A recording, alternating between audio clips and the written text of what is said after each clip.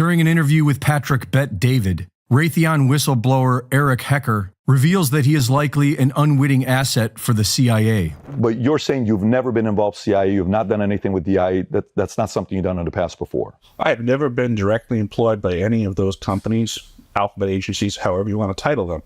But having looked backwards, I question the proximity that I was to them.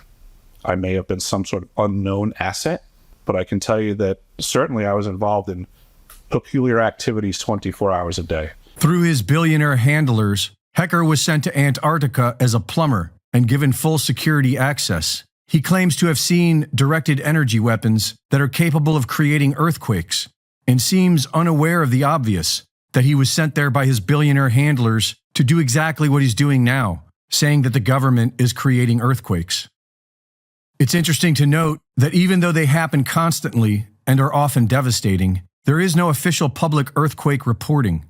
The Dutchsinse channel on YouTube stands out as the premier source for up-to-date earthquake information. For over a decade, Michael Janich has been using USGS data made available to the public and reporting on it, kind of like a weatherman for earthquakes and volcanoes. He has successfully predicted several earthquakes over the years, using simple methods he learned from years of observation. Janich has come under fire from government officials in the past, but they have now convinced him to stop. It appears as if the government doesn't want anyone looking into earthquake activity, and wants you to think that they are creating them. And maybe they are. But in the late 1940s, the US government discovered evidence of a coming magnetic pole flip. This information was initially classified and was immediately followed by the beginning of the unscientific global warming hoax. The CIA censored The Adam and Eve Story by Chan Thomas, which describes cataclysms that cause advanced civilizations to vanish from the earth without a trace.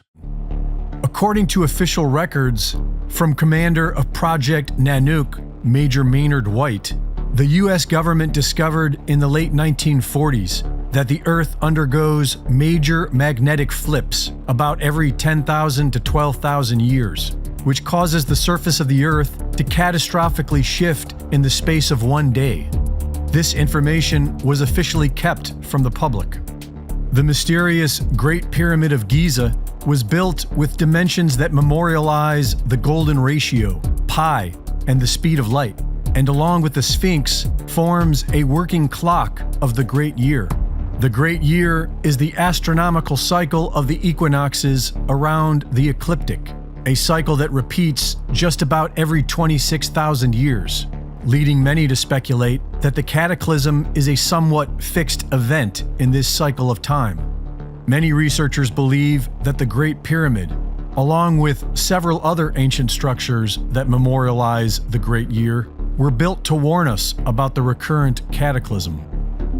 Our sun has its own recurrent cycles, and in almost every cataclysm story throughout history, the sun plays a major role. Researchers have found 11, 88, 200, and 2,400 year cycles, which involve the oscillation between solar minimum and solar maximum. Solar maximum being when the sun exhibits the most sunspot and solar flare activity. Many researchers now believe that this cycle leads up to a recurrent nova of our own sun. Recurrent novas have been observed all over the night sky. The mainstream theory is that stars become congested with atmospheric material and eventually expel this material in an explosive outburst. And there is much evidence that our own sun experiences these recurrent novas, which likely is related to the solar flare and sunspot cycles. The latest research tells us that the sun is more electrical than it is nuclear fusion, and that it has an electromagnetic relationship with the Earth. This would suggest that the magnetic reversals of the Earth occurs when the sun novas. And so the big question is, when will that be? Douglas Vogt has been studying this subject for decades and predicts that a recurrent nova will next occur in 2046. He arrived at this date based on sun cycles, as well as biblical coding. The Mayan long count calendar began in 3113 BC and was marked by days, not years. 1,872,000 days. Nearly all sources brought the Mayan calendar to an end in 2012 by dividing the number of days by 365.24 days in the year. But Jason Brashears of Archaics.com points out the fact that prior to 713 BC, there were 360 days in the year. In 713 BC, all the civilizations of the world changed their calendars to add 5 days.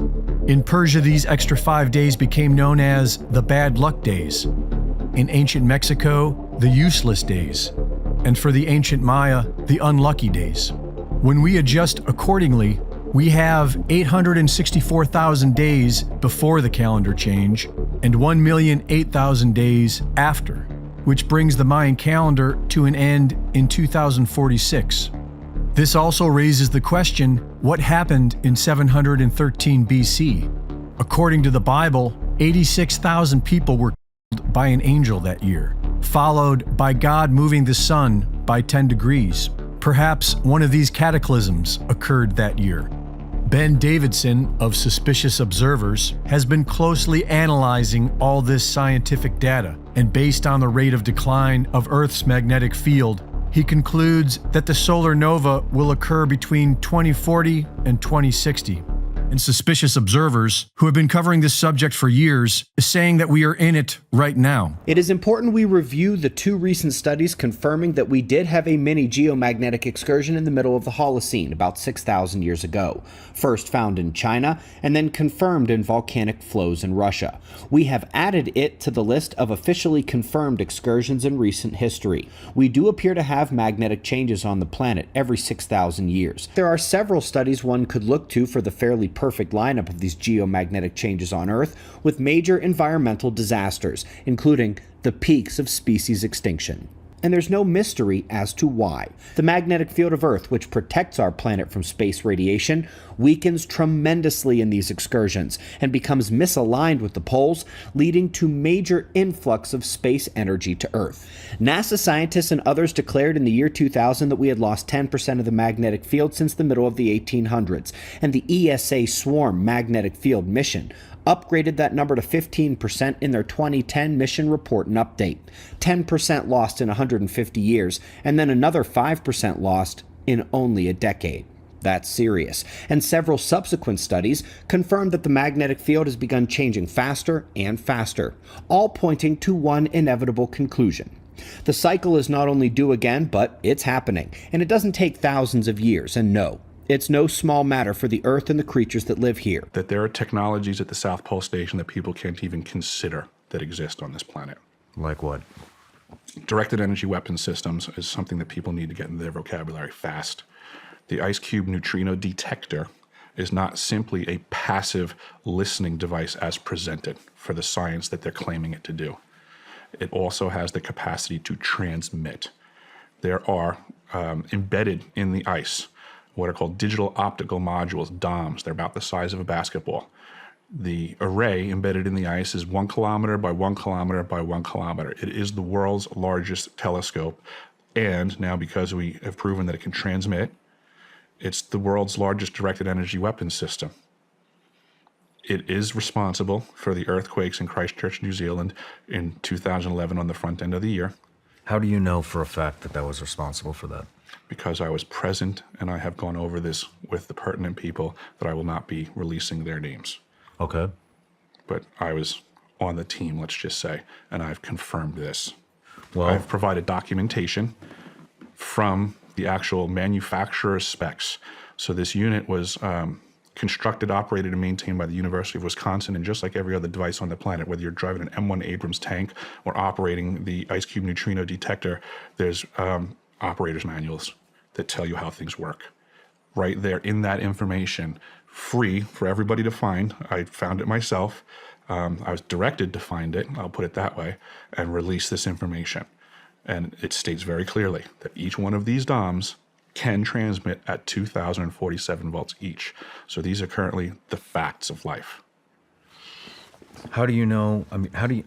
I guess what I'm asking is, how did it even come to your attention that this triggered an earthquake? If you're at the South Pole, and New Zealand had an earthquake, I mean, how did you know it came from the South Pole? Without divulging names, Without divulging names. I could only say that it was communicated to me from team members that were present and fully read in at the time that they were aware. And since that time, At the immediate, like the same day? oh, absolutely, it was understood Well, what was said? that we accidentally hit Christchurch, New Zealand twice when they were trying to fire up this weapon for the first time. That it was friendly fire. It was not on purpose, but it occurred. That the system is designed for that, and it was just friendly fire. So this is a telescope. That sounds like a. Is it a telescope? or is- Absolutely, it is. It is a neutrino detector for sure. It can accomplish its primary purpose. It can also transmit and then provide a multifaceted platform for directed energy weapons systems. Do you have any idea how the earthquake was initiated? From misfiring the system. Where did I mean? Where were they targeting? Yes. I don't know. Does it go into the earth? Does it go can- into the atmosphere? It can definitely go through the earth. I would consider that it might be able to do stuff in the atmosphere. I haven't heard that statement laid at its feet, but I wouldn't put it past it. I don't want to try to limit the functions of this device by my imagination or experience.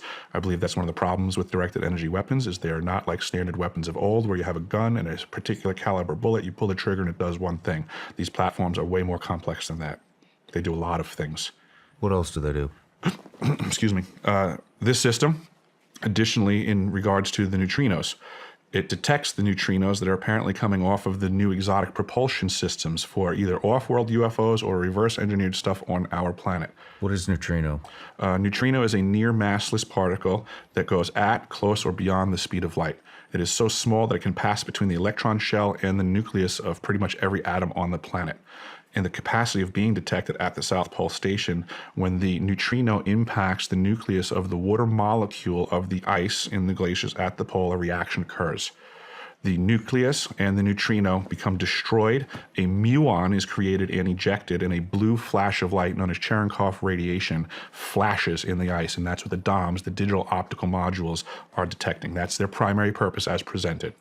Now, whether that neutrino comes from a quasar out in space or a exotic propelled engine off of vehicles that aren't being discussed contemporarily, it detects it, thus making it basically an air traffic control center for all non-discussed vehicles on this planet. So just like we have all the other air traffic on the planet and it's being completely observed and attended to, there's just another level of craft on this planet and another level of air traffic control tower that exists. This is that facility. Back to tracking neutrinos. What is that? Why are they tracking those? Oh, for the purposes of science, they're claiming that there's a lot to be ascertained by understanding the difference between low power and high power neutrino ejections from cosmic occurrences. It's about that vague. This is what they spend our tax dollars on.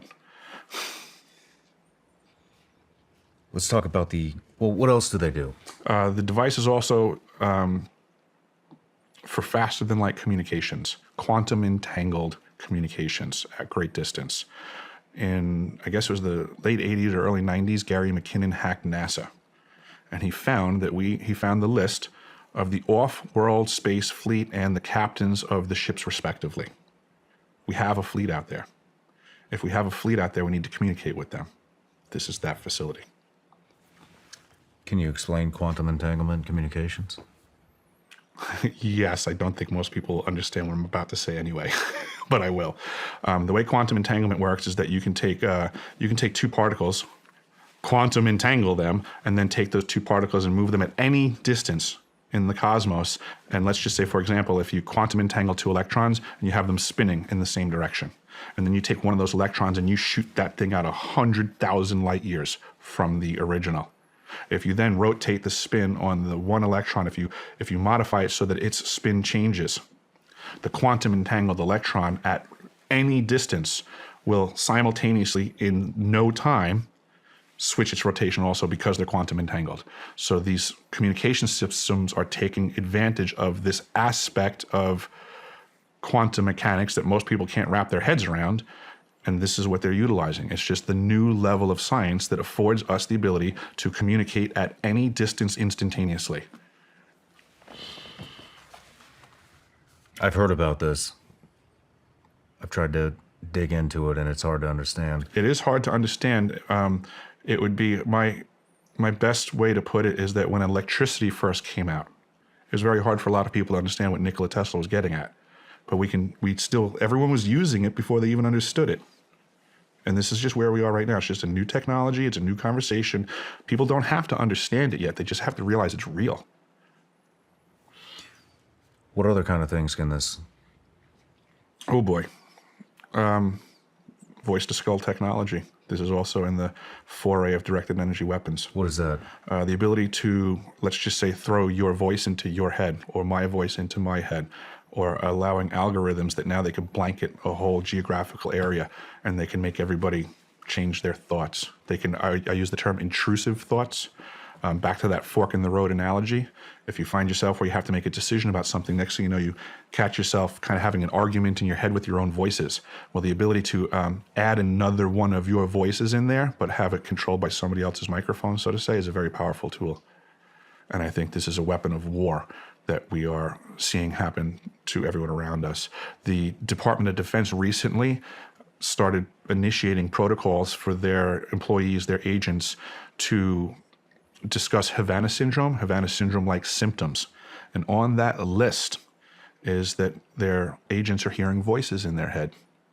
And this is what they're getting at. This is that technology that, next thing you know, you're trying to make a decision, but there's another Sean in your head that now is actually somebody else's control. And through the manipulation of that voice, they can now push you. Just like we have, the cell phones are weaponized now, the social media platforms, and they can engage with an algorithm, and they know that they can push you in a direction by repetitive information being displayed in front of you, similar to the Takistoscope in grammar school, that they can learn your system and they can learn to manipulate it on a personalized level by just assessing you, what the things are that you're interested in, what are your weak points, what's the crack in the dam, what's the angle of attack.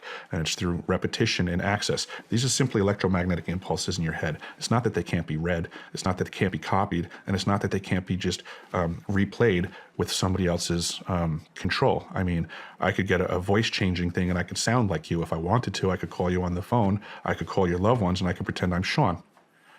And they can do that for you in your own head.